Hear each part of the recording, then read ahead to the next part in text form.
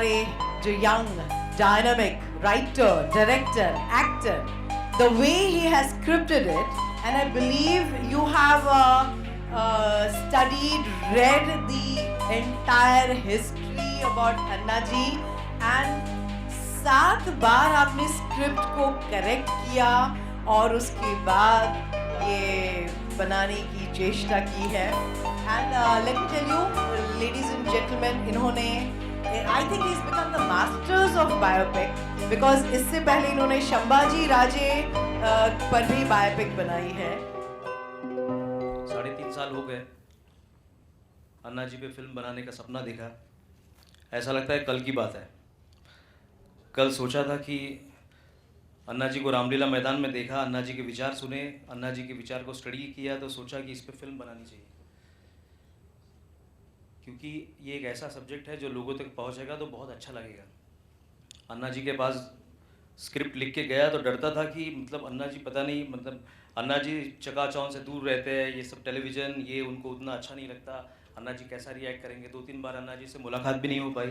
तुम्ही आतमध्ये होते, मी बाहेरच्या बाहेरच जायचो, कारण खूप गर्दी आहे, रालेगण में बहुत भीड़ होती, तो मैं मिल नहीं पाया. हमारे वहाँ पे शाम मित्र हो गए, शाम से कहा कि मुझे अन्ना जी से मिलना है.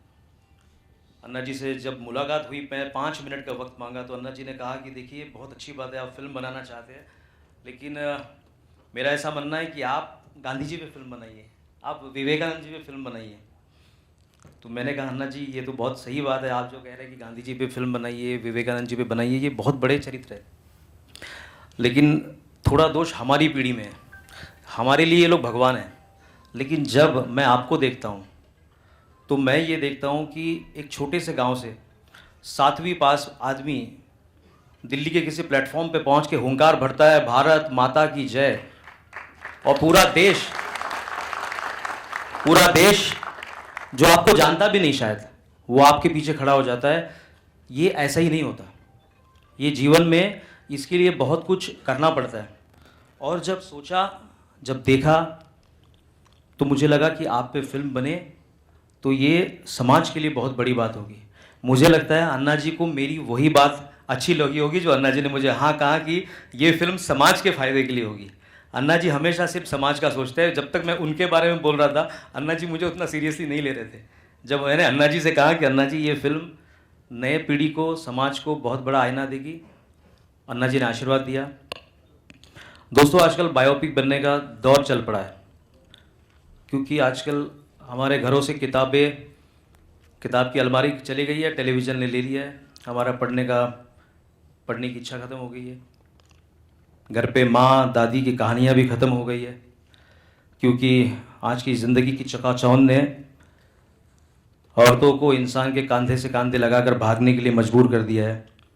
माँ बच्चों को कहानियाँ नहीं सुनाती, दादी के लिए हमारे घर में जगह नहीं है. अन्ना जी कहते हैं ना कि आजकल शहरों की बिल्डिंगों की ऊंचाई ऊंची होती जा रही है, लेकिन लोगों के दिल, लोगों के विचार बहुत छोटे होते जा रहे हैं. इसके वजह से जब जवान होता है आदमी तो वो उसको हम शॉर्टकट सिखाते हैं, बिकॉज आजकल हर पैरामीटर सक्सेस पे गिना जाता है. आप कितने सक्सेसफुल है वही इसका पैरामीटर है. तो उसके लिए अगर आप कोई भी शॉर्टकट लेते हो, वो भी आज के समाज में उसमें बुराई नहीं होती. उसी को अन्ना जी कहते हैं कि जीवन में आता खाली हाथ, जीवन से जाता खाली हाथ, लेकिन सारा जीवन मेरा मेरा मेरा मेरा करते रहता. जिस दिन जीवन पता चलता सब कुछ खत्म होने के बाद, तो वक्त निकल चुका होता है. हमारे पास जो अन्ना जी को विचारधारा मिली, गांधी जी, विवेकानंद जी, विनोबा भावे साहब, भगत सिंह, सुखदेव, आज हीरो है, बहुत हीरोज़ है, लेकिन उनको देखने के हमारे पास वक्त नहीं है, क्योंकि माँ की लोरी नहीं सुनी, परिस्थितियों का सामना नहीं किया, विचारधारा को देखा नहीं, तो हमने पाश्चिमात्य संस्कृति की तरफ देखना शुरू कर दिया कि success at any cost. Success at any cost के बदले में जब कॉस्ट है उसका रुपया में हम देते नहीं हैं, तो हमको लगता है कि ये सक्सेस हमको मिलानी ही चाहिए. लेकिन दोस्तों सब लोग इस बात को यकीन करेंगे कि जब हम सक्सेस, जो भी हम ड्रीम अचीव करना चाहते हैं, उस सक्सेस के टॉप पे पहुंचते हैं ना, उस दिन हमको पता चलती कि उसकी हमने कीमत क्या खोई है. हमने हमारे दोस्त खोए हैं, हमने हमारे परिवार खोए हैं, हमारे साथी खोए हैं. अपना वक्त खोया है। उस वक्त वो अपने सक्सेस पे वो खुद खुश नहीं होता। इसीलिए अन्ना जी कहते हैं कि अरे जो लखपति करोड़पतियों को नींद नहीं आती है ना, वो नींद मैं अनुभव करता हूँ। क्योंकि अन्ना जी का जो सक्सेस है ना दोस्तों, वो हमारा हिंदुस्तानी सक्सेस है।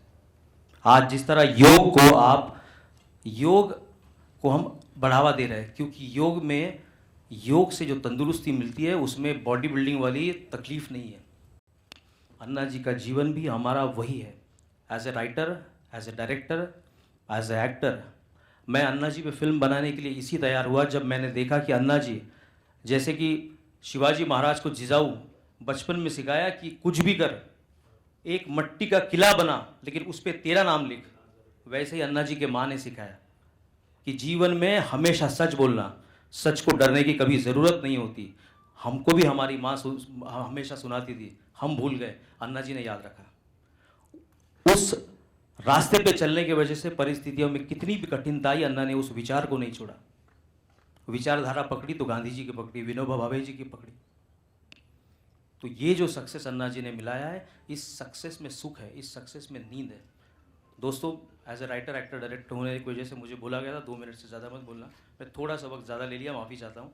ये मैं शेयर करना चाहता था, मुझे लगता है आपको ये बुरा नहीं लगेगा, क्योंकि मैं इस फिल्म से मैं अन्ना जी आंदोलन, अनशन, ये सब ठीक है। मैं अन्ना जी के थ्रू इस हिंदुस्तान को हमारी सभ्यता की सफलता दिलाना चाहता हूँ, जो सफलता अन्ना जी ने दिलाई है। हमारी अन्ना जी की लाइफ हिंदुस्तान की, आज़ाद हिंदुस्तान की लाइफ है। अन्ना जी की लाइफ हिंदुस्तानी मिट्टी की लाइफ है। जो घरों के सामने आंगन होता था उसमें तुलसी होती थी, उसकी लाइफ है।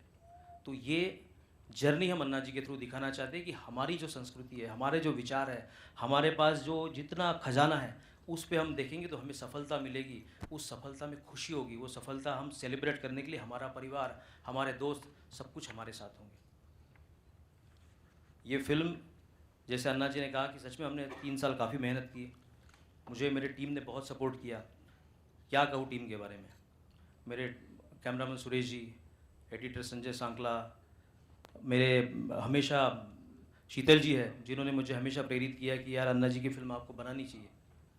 अनिरुद्ध मुझे हेल्प किया, मेरे सारे टेक्नीशियंस, शरद जी आज यहाँ बैठे हैं। मैं क्या कहूँ, जितनी मेरी उम्र है उससे ज़्यादा फिल्में शरद जी ने की है। जब शरद जी कहते हैं कि सर आर यू हैप्पी, तो मुझे लगता है ये भी एक देश सेवा है। एक नौजवान को आप प्रेरणा देते हो, ये भी एक देश सेवा है।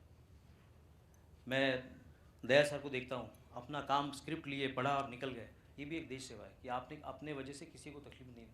तनीषा ऑलवेज हेल्पिंग, कि सपोर्टिव, कि क्या होना चाहिए, क्या नहीं होना चाहिए। तो रियली ये एक प्लेटफॉर्म नहीं है, लेकिन आप मुझे बिहेव करना, मैं थैंक यू कहना चाहता हूँ इन सबको, इन टेक्नीशियंस को, मेरे एक्टर्स को, कि इन्होंने मुझे हेल्प की। हमने सबने देखे, लेकिन उसमें रंग भरे हमारे मनिंद्र जी ने।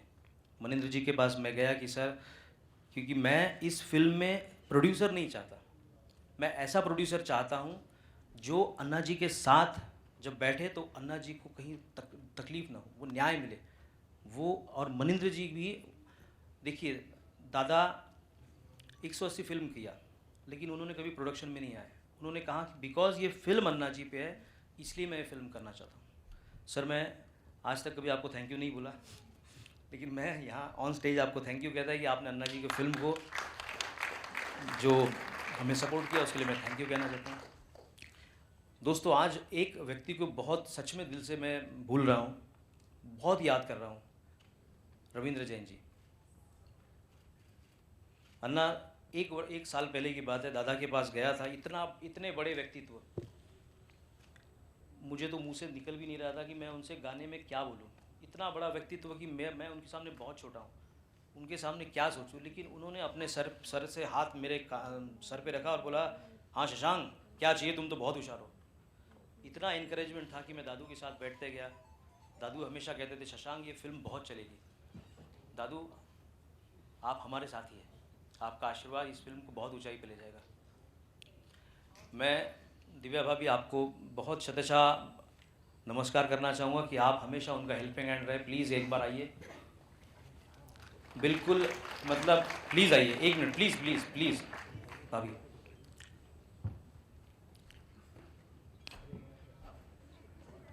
नहीं, आइए प्लीज़। तो आज दादा आपको बहुत याद कर, दादा ने बहुत ही सुंदर गाने हमारे फिल्म में दिए। और सबसे आखिरी मैं अन्ना जी का धन्यवाद कहना चाहूँगा। अन्ना जी, आपने मुझे एक मौका दिया कि मैं एज ए लेखक, दिग्दर्शक और आपकी भूमिका, मेरा जीवन तो सफल हो गया। एक नाम ज़रूर ऐड करूँगा जिसके बिना मेरा भी जीवन अधूरा है। मेरे माता पिता यहाँ सामने बैठे हैं, मेरी बीवी है। हमारा स्ट्रगल इनके बिना हमेशा अधूरा होता है। Thank you.